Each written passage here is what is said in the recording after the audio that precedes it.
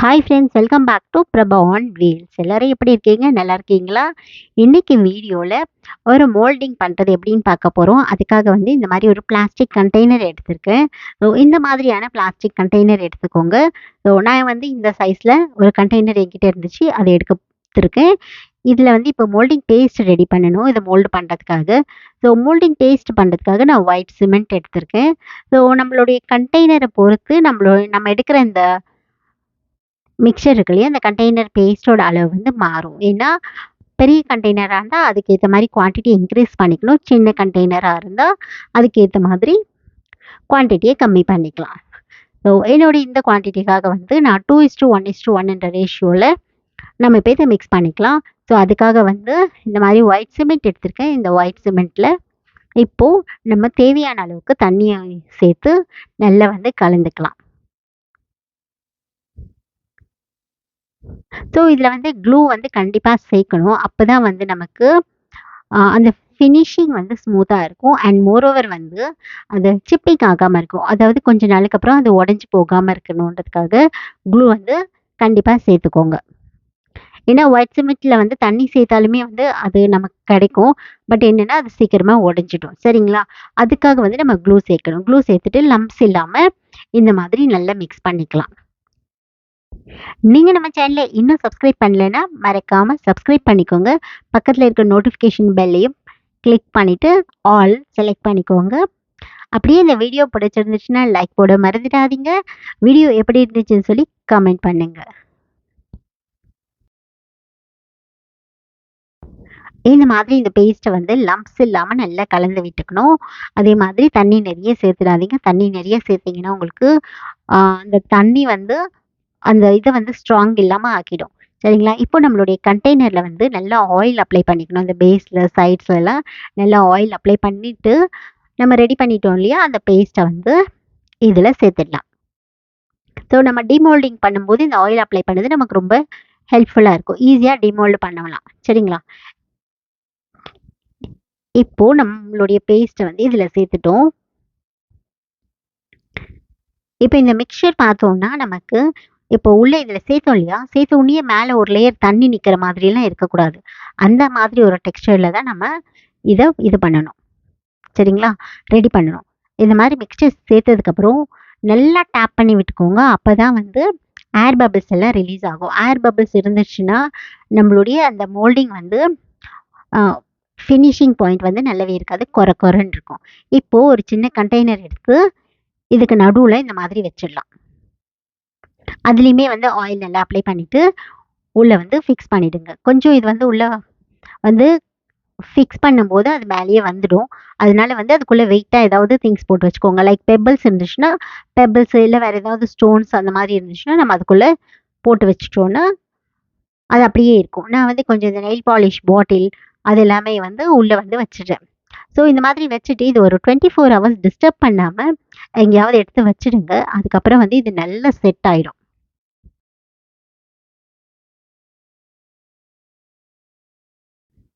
இந்த மாதிரி வச்சுட்டு ஒரு 24 ஹவர்ஸ்க்கு இது வந்து டிஸ்டர்பே பண்ணாமல் அப்படியே எடுத்து ஓரமாக வச்சுட்டோம் அப்படின்னு சொன்னால் இது நமக்கு நல்லா செட் ஆகி கிடைக்கும்.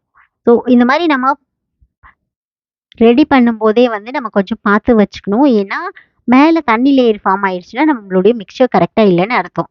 ஸோ இப்போ நம்மளுக்கு 24 ஹவர்ஸ் ஆயிடுச்சு, நல்லா காஞ்சிடுச்சு. இப்போ இது உள்ளே இருக்கிறத எடுத்து பார்ப்போம். ஸோ பார்த்தீங்களா எவ்வளோ அழகாக வெளியே வந்துடுச்சு. ஸோ நம்ம ஆயில் அப்ளை பண்ணோம் இல்லையா, அதனால தான் நமக்கு ஈஸியாக ரிலீஸ் பண்ண முடிஞ்சது. இப்போ நம்ம வந்து இந்த அவுட்டரில் ஒரு கண்டெய்னர் இருக்கு, அதையும் டிமோல்ட் பண்ணிடலாம். ஸோ இப்போ பாருங்கள், இந்த சைடில் இருக்கிற டிசைன்லாம் நமக்கு இதில் வருதான்னு பார்ப்போம். இதை வந்து கொஞ்சம் அழுத்தி விட்டோன்னா வெளியே அழகாக வந்துடும். இங்கே பாருங்கள் எவ்வளோ அழகாக வந்திருக்கு நம்மளுடைய கண்டெய்னர் அப்படின்னு காட்டுறேன். இப்போ பாருங்கள் எவ்வளோ அழகாக வந்திருக்கு அப்படின்னு சொல்லி நான் உங்களுக்கு காட்டுற பாருங்கள். இந்த சைட்ஸ்லாம் இந்த டிசைன் வந்து அழகாக வந்திருக்கு. நம்மளுடைய இந்த ஒரு ட்ரே வந்து ரொம்ப க்யூட்டாக வந்து ரெடி ஆகிருக்கு. இப்போ இதை வந்து நம்ம பெயிண்ட் பண்ணிக்கலாம். இங்கே பாருங்கள், நான் சைட்ஸ்லாம் காட்டுறேன் எவ்வளோ அழகாக வந்திருக்கு அப்படின்னு சொல்லிட்டு. இந்த டிசைன் எல்லாமே வந்து ரொம்ப அழகாக வந்து நம்மள மோல்டில் வந்து பதிஞ்சிருக்கு. ஸோ பேக் சைடுமே பாருங்கள் எவ்வளோ அழகாக வந்திருக்கு அப்படின்னு சொல்லிட்டு. இப்போ இதுக்கு வந்து நம்ம பெயிண்டிங் பண்ணிக்கலாம். நான் வந்து இந்த இது இருக்கு இல்லையா? இந்த மாதிரி. இத வந்து ஆஃப் வந்து ஒயிட்ல பண்ண போறேன். பேலன்ஸ் ஆஃப் வந்து வேற ஒரு கலர்ல பெயிண்ட் பண்ண போறேன். ஸோ அதுக்காக வந்து ஃபர்ஸ்ட்டு இந்த மாதிரி ஒரு செல்லோ டேப் எடுத்துக்கலாம். செல்லோ டேப் எடுத்து இதோட மேல் பகுதி இருக்கு இல்லையா? அந்த ஃபர்ஸ்ட் ஆஃப் சொன்னேன் இல்லையா? அந்த பகுதியில ஃபுல்லா வந்து கவர் பண்ணிக்கலாம். டேப் போட்டு நல்லா கவர் பண்ணிட்டு, அப்புறமா கீழ் பகுதிய நம்ம பெயிண்ட் பண்ணோம் அப்படின்னு சொல்லும்போது, அந்த பெயிண்டிங் வந்து நமக்கு ஒரு நீட் ஃபினிஷிங் கிடைக்கும். ஸோ அன்ஈவனா இல்லாம ஒரு ஃபைன் ஃபினிஷிங் கிடைக்கும். அதுக்காக வந்து இந்த மாதிரி டேப் வந்து நல்லா ராப் பண்ணிடலாம். இந்த மாதிரி வந்து ஃபுல்லா ராப் பண்ணிக்கலாம். ஸோ நம்மளுடைய சேனல்ல இதே மாதிரி வந்து ஒயிட் சிமெண்ட் யூஸ் பண்ணி, வால் புட்டி யூஸ் பண்ணி வந்து நிறைய கிரியேட்டிவ் ஆர்ட் அண்ட் கிராஃப்ட் ஒர்க்லாம் பண்ணியிருக்கோம். அதோட வீடியோவோட லிங்க்ஸுமே வந்து நான் டிஸ்கிரிப்ஷன்ல குடுக்குறேன். நீங்க இது வரைக்குமே பார்க்கல அப்படின்னு சொன்னா செக் பண்ணி பாருங்க. ஸோ இப்போ டேப் ஒட்டியாச்சு. இப்போ நம்ம வந்து பெயிண்ட் பண்ணிக்கலாம். நான் வந்து இன்னைக்கு பச்சை கலர்ல வந்து கீழ பெயிண்ட் பண்ணிக்க போறோம். ஸோ இந்த மாதிரி பச்சை கலர் வந்து அடிப்பாகம் ஃபுல்லா அப்ளை பண்ணிக்கலாம். நம்ம மேல வந்து செல்லோ டேப் ஒட்டி இருக்கிறதுனால, நம்ம பெயிண்ட் பண்ணும்போது அந்த பெயிண்ட் வந்து நல்லா ஈவனா இருக்கும்.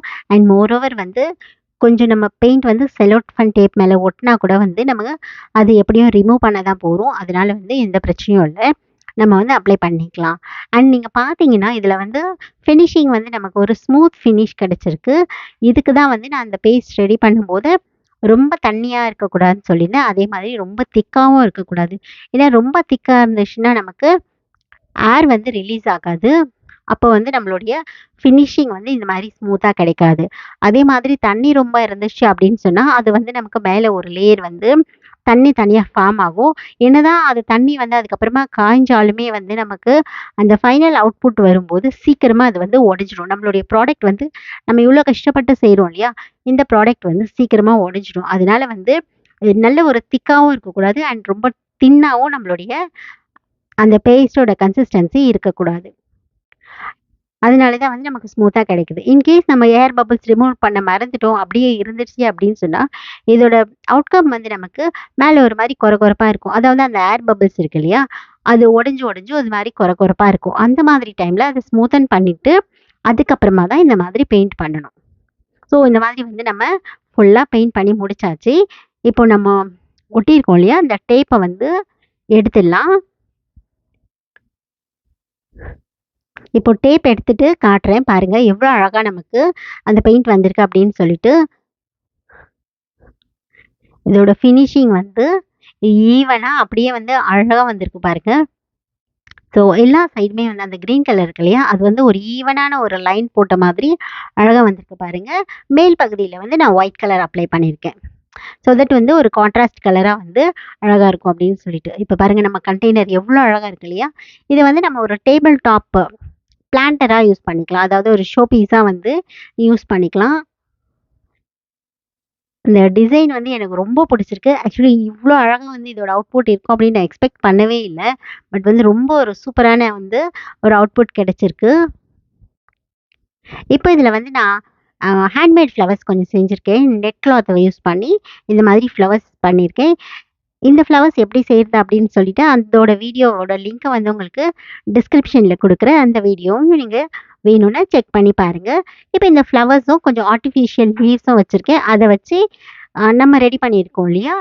இந்த பிளான்டர வந்து நம்ம டெக்கரேட் பண்ணிக்கலாம். ஒரு டேபிள் டாப்பா இத யூஸ் பண்ணிக்கலாம். சரிங்களா?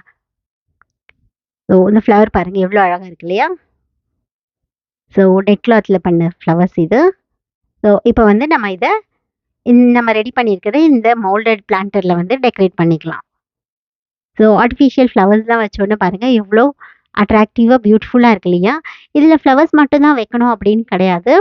நம்ம இத வந்து ஒரு ஜுவல்லரி கண்டெய்னரா கூட யூஸ் பண்ணிக்கலாம். இப்போ ஜுவல்லரீஸ்லாம் வைக்கிறோம் இல்லையா?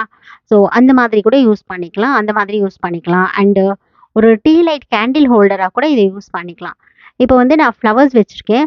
அதே மாரி உங்களுக்கு வந்து அந்த ஜுவல்லரி எல்லாம் வைக்கணும் அப்படின்னா, அப்போ எப்படி இருக்கும் அப்படின்றதையும் நம்ம இப்ப பார்த்துடலாம். ஸோ இதில வந்து நம்மளுடைய ஜுவல்லரீஸ்லாம் வந்து இந்த மாதிரி வச்சுக்கலாம். ரொம்பவே வந்து ஒரு பிரிட்டியான ஒரு கியூட்டான ஒரு கண்டெய்னர் இங்க பாருங்க.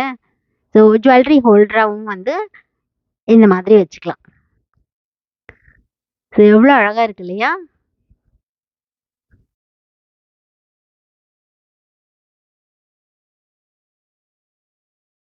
இந்த மாதிரி ஜுவல்லரி ட்ரேவாவும் யூஸ் பண்ணிக்கலாம். அதே மாதிரி ஒரு டீ லைட் கேண்டில் ஹோல்டராவும் இத யூஸ் பண்ணிக்கலாம். என்கிட்ட எல்இடி டீ லைட் கேண்டில் இருக்கு. அத இதில வச்சு காட்டுறேன் பாருங்க. இவ்ளோ அழகா இருக்கு அப்படின்னு சொல்லிட்டு. ஸோ இந்த வீடியோ வந்து உங்களுக்கு பிடிச்சிருக்கும் அப்படின்னு நினைக்கிறேன். பிடிச்சிருந்துச்சுன்னா மறக்காம லைக் பண்ணுங்க. வீடியோ எப்படி இருந்துச்சுன்னு சொல்லி எனக்கு கமெண்ட் பண்ணுங்க. உங்க ஃப்ரெண்ட்ஸ் அண்ட் ஃபேமிலி கூட ஷேர் பண்ணி சப்ஸ்கிரைப் பண்ணுங்க. மறுபடியும் ஒரு புது வீடியோல சந்திக்கிறேன். Until then see you all. Bye bye.